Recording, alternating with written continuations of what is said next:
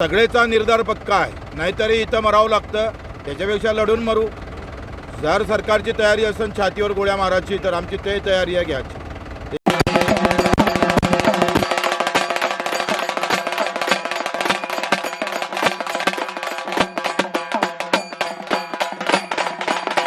आता नागपूरला निघालो आहे. हजारो ट्रॅक्टर वर्धेत जमा होईल. उद्या सकाळी नागपूरच्या दिशेने निघणार आहोत. सगळेचा निर्धार पक्का आहे, नाहीतरी इथं मरावं लागतं, त्याच्यापेक्षा लढून मरू.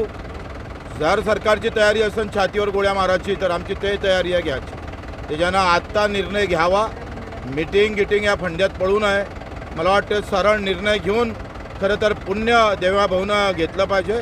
नाहीतर घराघरातला शेतकरी, मेनपाट, दिव्यांग, मच्छीमार आता या आंदोलनात सहभागी झाल्याशिवाय राहणार नाही. तो ताकदीनं उतरणार आहे आणि मग मात्र तुम्हाला कठीण जाणार आहे. म्हणून आपल्याकडून विनंती आहे का सरकारनं उद्यापर्यंत निर्णय घ्यावा.